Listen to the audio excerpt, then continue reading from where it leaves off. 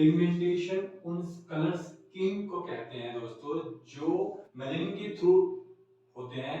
मतलब उसका जो कारण होता है वो जो एक सेल्स होते हैं उसके कारण मेलेनिन प्रोड्यूस होता है जिसकी वजह से पिगमेंटेशन होता है। और दोस्तों पिगमेंटेशन की स्थिति होती है वो डिपेंड करती है मेलेनिन पर। अगर मेलेनिन ज्यादा होगा तो हाइपर पिगमेंटेशन में आएगा, अगर मेलेनिन कम होगा तो हाइपो पिगमेंटेशन में आएगा। दोस्तों मेलेनिन का जो जिम्मेदारी होती है वो हमारे बालों के कलर कैसा होगा उसका जिम्मेदार होता है मेलेनिन। हमारे आंखों की पुतली का रंग जो होता है उसका जिम्मेदार होता है मेलेनिन। और म्यूकस मेम्ब्रेन जो होती है उसकी जिम्मेदारी भी मेलेनिन पर होती है। दोस्तों आज हम पिगमेंटेशन के बारे में जान करके इसके कॉज के बारे में जान करके इसको कैसे ट्रीट करें उसके बारे में मैं आपको बताऊंगा, इसके सोल्यूशन के बारे में बताऊंगा और कैसे इसको डाइट के थ्रू भी आप मैनेज करें वो भी मैं आपको बताऊंगा। चलिए शुरू करते हैं दोस्तों। नमस्कार दोस्तों, मैं आपका होस्ट प्रिंस वर्मा आपका बहुत बहुत स्वागत करता हूं मेरे YouTube चैनल पे। दोस्तों पहले पिगमेंटेशन आपने समझ लिया, अब आप कारण के बारे में जान लीजिए। आप कारण के बारे में जान लीजिए, जैसे मैं हमेशा अपनी वीडियोस में कहता आया हूं, तो आप इसको इजीली ट्रीट कर सकते हैं।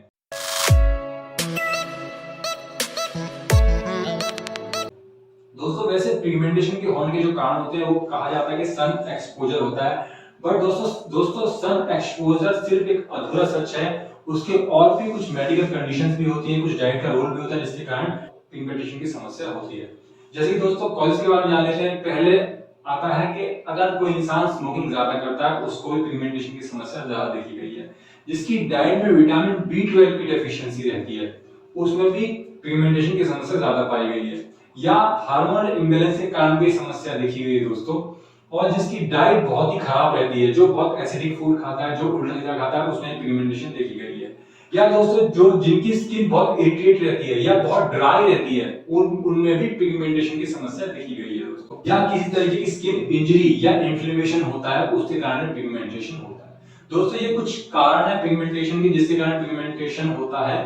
बट दोस्तों हमारे देश में कई बार क्या होता है कि जैसे हमारा देश तो बहुत गर्म है, या जो बाहर के देश होते हैं उनमें देखा गया है कि जेनेटिक्स भी इसके पीछे एक बहुत बड़ा कारण होते हैं पिगमेंटेशन के होने के। तो दोस्तों सबसे पहले तो हम ये जान लेते हैं कि पिगमेंटेशन को अगर आपको ट्रीट करना है तो पहले आपको ये समझना पड़ेगा कि जो पिगमेंटेशन की समस्या होती है ना ये एक्यूट नहीं होती, मतलब ये तुरंत नहीं जाएगी। अगर आप सोचो मैं आपको एक लेप बता दूं या डाइट बता दूं और आप उसे कंज्यूम करना ठीक हो जाएंगे, बट ऐसा कहना बहुत गलत है। आपको स्लोली पेशेंटली इसको ट्रीट करना पड़ेगा, तब जाके समस्या ठीक होती है। यानी कि सीधे शब्दों में कहें तो ये नेचर में क्रॉनिक होती है, यानी धीरे धीरे इसका क्योर होता है। तो दोस्तों आपने समझ लिया कि ये समस्या क्यों होती है। आप इसी कुछ टाइप्स के बारे में भी जान लीजिए कि कौन कौन से टाइप्स होते हैं पिगमेंटेशन के। पहले नंबर पे आ जाए दोस्तों टैनिंग।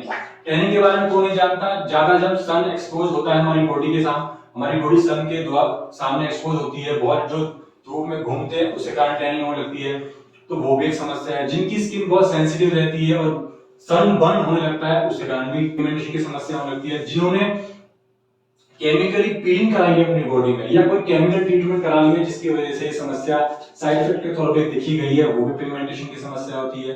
कई केसेस में देखा गया मेलिस्मा की समस्या होती है। मेलिस्मा दोस्तों क्या होता है कि ये तरीके का पिगमेंटेशन होता है मेलिस्मा। मेलिस्मा ज्यादातर देखा गया है जो प्रेग्नेंट वुमेन होती है उनमें ये चीजें देखी गई है, क्योंकि उस दौरान हार्मोनल इंबैलेंस होता है, तो ये भी एक मेलिस्मा का कारण बनता है। और साथ साथ सन एक्सपोजर तो है ही दोस्तों, यानी कि जो धूप में ज्यादा रहते हैं। दोस्तों नेक्स्ट है फ्रैकल्स। फ्रैकल्स क्या होते हैं दोस्तों, धब्बे हो जाते हैं, स्पॉट्स हो जाते हैं, रेड कलर के, ब्लैक कलर के या ब्राउनिश कलर के होते हैं, वो भी एक रीजन है। वो भी सब एक्सपोजर के कारण होते हैं, जो ज्यादा धूप में रहते हैं उसके कारण ये प्रॉब्लम देखी गई है। तो ये कुछ टाइप्स हैं इसके। पहले नंबर पे हो गया टैनिंग, दूसरे पे फ्रैकल, तीसरे पे आपका मेलिस्मा, और साथ साथ फोर्थ नंबर पे आता है पोस्ट इन्फ्लेमेशन हाइपर पिगमेंटेशन। यानी कि कोई आप कोई प्रॉब्लम हो, जैसे एक्ने की प्रॉब्लम हुई, आपको सनबर्न की प्रॉब्लम हुई, या कोई आपने केमिकल ट्रीटमेंट जैसे मैंने आपको पहले बताया था, तो उसको पोस्ट इन्फ्लेमेशन हाइपर पिगमेंटेशन की रेटिंग में रखा गया। दोस्तों ये कुछ टाइप्स होते हैं इसके, तो ये आपने जान लिया। अब मैं आपको कुछ इसका ट्रीटमेंट बताने वाला हूं, कुछ इसकी होम रेमेडी बताने वाला हूं जिसके करने से ये पिगमेंटेशन की समस्या आपकी 100% लगभग 100% चली जाए। क्योंकि क्या होता है कई लोग पेशेंस खो देते हैं, इसको करते नहीं है पूरी तरीके से, तो उसको पूरी तरीके से रिजल्ट नहीं आता। तो इसीलिए मैं आपको बोल रहा हूं दोस्तों शुरू से लेकर एंड तक इस वीडियो को जरूर देखें। जब आप पूरे वीडियो को देखेंगे समझ जाएंगे तो इसको आप ट्रीट भी कर सकते हैं।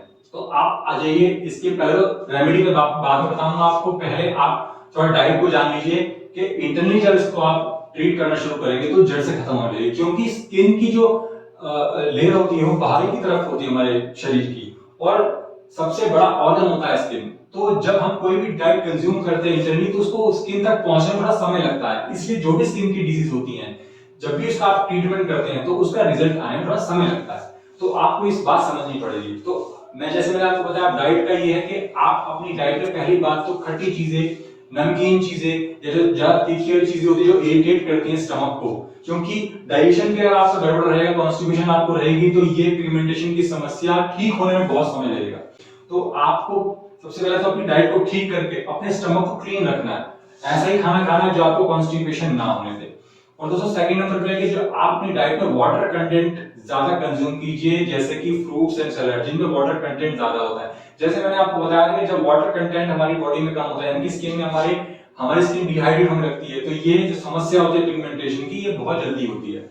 और अगर हमारी स्किन हाइड्रेट रहेगी तो ये समस्या हमारी स्किन होने नहीं देती, काफी हद तक वो प्रोटेक्शन करती है हमारी स्किन, अगर हमारी स्किन हाइड्रेट रहती है। तो आप अपनी डाइट में हमेशा ध्यान रखिए कि आपको हाइड्रेटेड रहना है। हाइड्रेट का मतलब मैंने जैसे आपको पहले ही बताया था अपनी पिछली वीडियो में कि ठूस ठूस के पानी आपको नहीं पीना, जब भी आपको प्यास लगे उतना ही पानी पीना। जो भी आपकी डाइट रहेगी वो वाटर कंटेंट वाली डाइट होनी चाहिए, यानी कि इसमें वाटर कंटेंट होना चाहिए। तो आपने बात समझ ली। आ जाइए जो आपको होम रेमेडीज करनी है।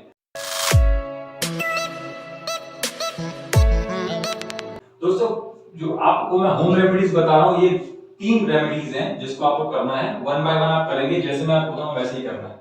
दोस्तों फर्स्ट नंबर पे आता है मसूर की दाल। मसूर की दाल जो आपको लेनी है वो धुली हुई लेनी है, जो बगैर छिलके वाली जो होती है रेड रेड कलर की, वो आपको लेनी है। साबुत भी ले सकते हैं, टोड़ा भी ले सकते हैं। उसको आप अपने जरूरत के हिसाब से उसको रात में भिगा दीजिए और सुबह उठ करके उसका पेस्ट बना लीजिए। और जहां जहां आपके शरीर में चेहरे पे वो पिगमेंटेशन की समस्या है वहां पर आपको रबिंग करनी है अच्छे से। रबिंग करके उसको छोड़ देना है 20 मिनट तक, और नॉर्मल पानी से आपको वॉश कर लेना है, आप उसके बाद नहा भी सकते हैं। तो उससे पहली रेमेडी हो गई। नेक्स्ट रेमेडी दोस्तों वो एक फेस मास्क की तरह आपको उसको यूज करना है, और वो आप हफ्ते में 2 ही बार यूज करेंगे। और जो ये मैंने आपको बताया मसूर की दाल का, ये आप ऑल्टरनेट डेज पे भी इसको यूज कर सकते हैं।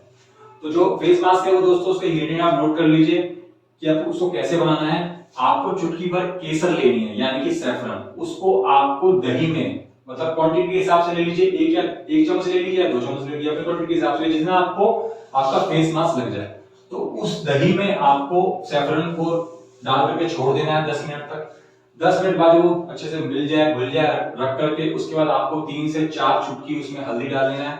तो उसको आप अच्छे से मिक्स कर लीजिए, तो आपका ये मास्क तैयार हो गया। इस मास्क को आपको लगाना है 20 मिनट तक। 20 मिनट के लगाने के बाद आप ठंडे पानी से अपने चेहरे को जहां जहां अपने बॉडी में आपने लगाया उसको वॉश कर लीजिए। दोस्तों ये आपका हो गया सेकंड रेमेडी। रेमेडी दोस्तों है ऑयल, उसका नाम है नल पमरादी ऑयल। दोबारा मैं रिपीट करता हूं, नल पमरादी ऑयल। यहां पर मैं उसकी पिक्चर भी लगा दूंगा, आपको समझ में आ जाएगा। दोस्तों ये आपको ऑनलाइन इजीली अवेलेबल है, आप किसी भी अच्छी कंपनी का मंगा लीजिए और उसको अपनी बॉडी पे जहां जहां आपको समस्या है वहां पर आपको लगाना है। लगाने के बाद आपको 5 मिनट थोड़ी सी मसाज करनी है और इसको लगा के आप रात में लगाइए और सो जाइए। नेक्स्ट डे आप नहा लीजिए। दोस्तों ये आप डेली कर सकते हैं, डेली आपको रोज रात को करना है। ये दोस्तों स्पेशली ड्राई स्किन वालों के लिए है।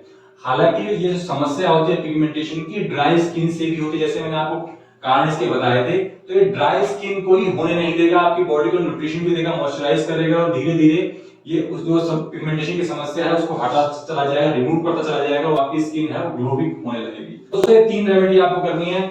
इसको जैसे मैंने आपको बताया वैसे आपको इसको करना है, और धीरे धीरे देखेंगे आपकी पिगमेंटेशन की समस्या खत्म होने लगेगी। बट मैंने जैसे आपको बताया कि आपको पेशेंटली करना है, आपको ये नहीं उम्मीद रखनी है बहुत जल्दी आपको रिजल्ट आएगा। दोस्तों ये वीडियो आपको कैसी लगी, मेरी इस वीडियो को जरूर शेयर कीजिए और कमेंट बॉक्स में जरूर बताइए कि आपको ये वीडियो कैसी लगी। और इस वीडियो को शेयर करने से उन लोगों तक पहुंचाइए जिनको पिगमेंटेशन की समस्या है। तो दोस्तों तब तक के लिए जय हिंद।